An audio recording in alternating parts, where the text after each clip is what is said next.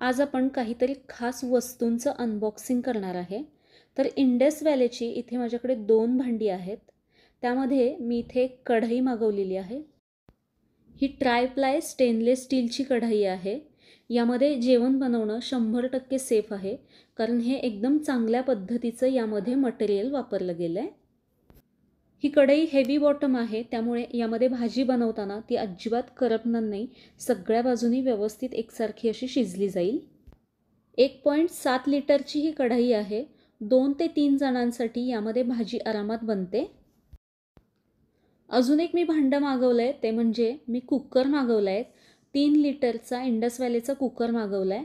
हा देखील tri-ply stainless स्टीलचा कुकर आहे. ही दोनही भांडी एकदम चांगल्या क्वालिटीची असल्यामुळे काहीही खराब न होता भरपूर काळ तुम्ही ही भांडी वापरू शकता. तुम्हाला जर ही इंडस व्हॅलीची भांडी मागवायची असतील तर मी डिस्क्रिप्शन बॉक्समध्ये लिंक दिली आहे, तिथून तुम्ही मागवू शकता.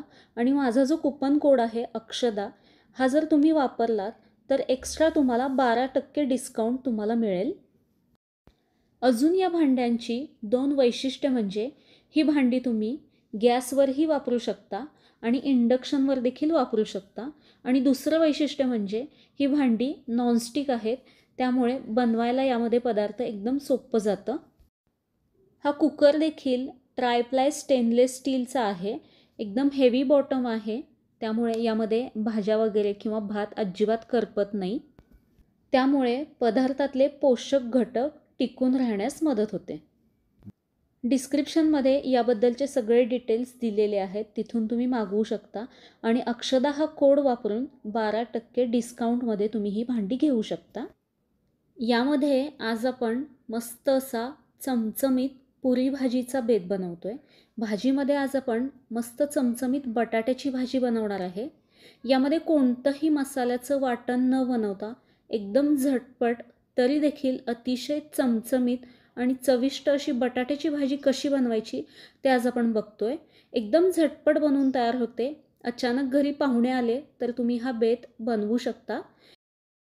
इथे मी 2 कांदे एकदम बारीक कट करून घेतलेत, 1 टोमॅटो कट करून घेतला आहे आणि इथे मी 2 कच्चे बटाट्याची साल काढून ते मी पाण्यामध्ये ठेवलेत. आता हे आपल्याला कट करून घ्यायचे आहेत. याच्या अजिबात बारीक फोडी करायच्या नाही आहेत. या पद्धतीने अशा मोठ्या मोठ्या मी याच्या फोडी करून घेतलेल्या आहेत. एका बटाट्याच्या 4 फोडी करून घेतलेल्या आहेत आणि त्या मी पाण्यातच ठेवल्यात. इथे मी आता इंडस व्हॅलीचा कुकर वापरते आहे. एकदम छान जाड बुडाचा असा कुकर आहे. यामध्ये थोडंसं नेहमीपेक्षा जास्तीचं तेल घालायचं, कारण भाजी आपण चमचमीत बनवतो आहे, त्यामुळे थोडंसं जास्तीचं तेल घालायचं आहे. तुम्हाला कमी घालायचं असेल कमी घालू शकता. तेल व्यवस्थित गरम झाल्यानंतर अर्धा चमचा मोहरी घालायची आहे, अर्धा चमचा जिरे घालायचे आहेत, 2 बारीक कट केलेले कांदे घालायचे आहेत. कुठलाही मसाला आपण इथे घालत नाही आहे, त्यामुळे कांदा भरपूर घालायचा आहे. कांदा आता छान ट्रान्सपरंट होईपर्यंत यामध्ये आपल्याला परतून घ्यायचं आहे.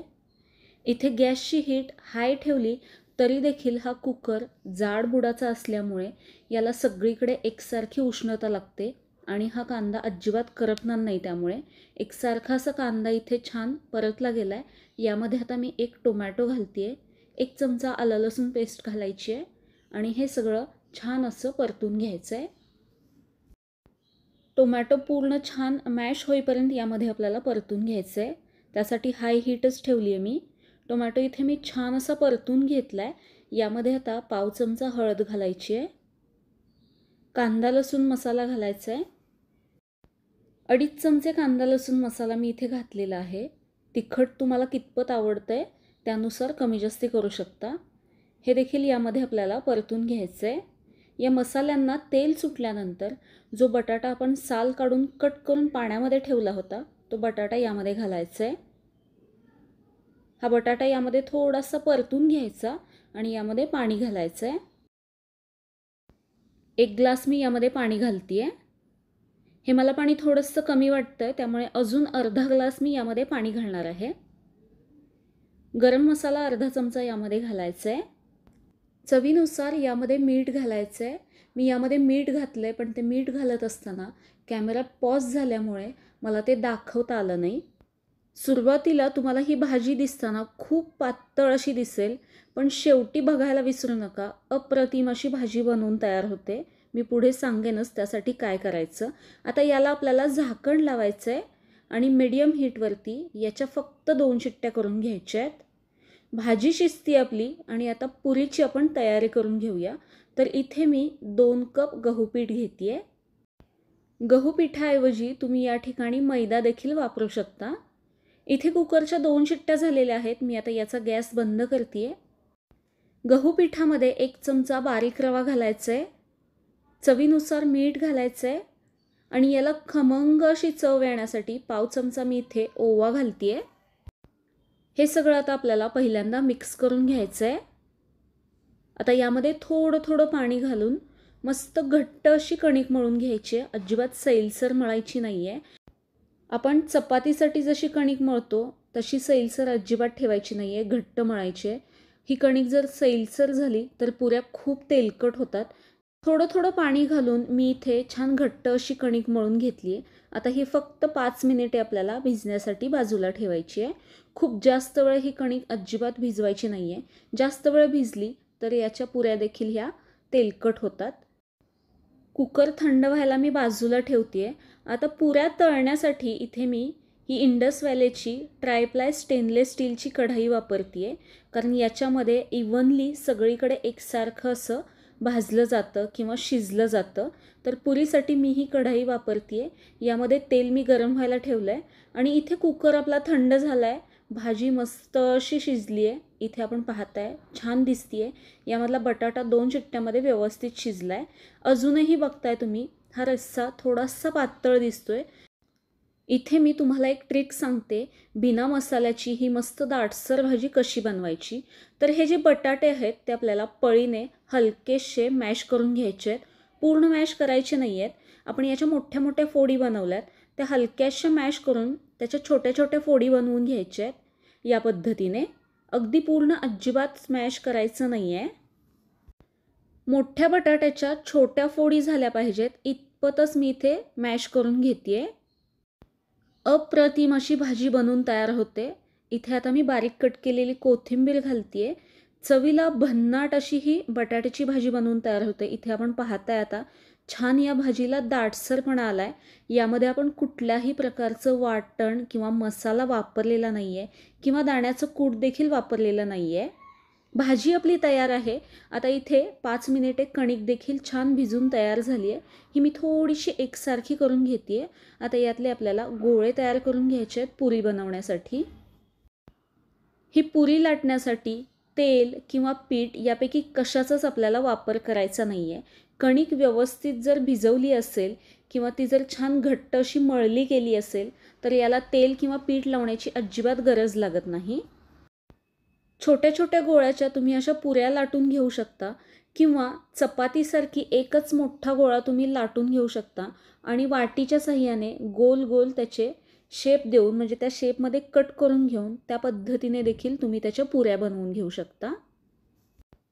एका बाजूला मी तेल गरम व्हायला ठेवलं आहे. इथे छान मी पुरी लाटून घेतली आहे. या पद्धतीने थोडीशी जाड अशी ठेवली आहे. इथे आपण पाहताय.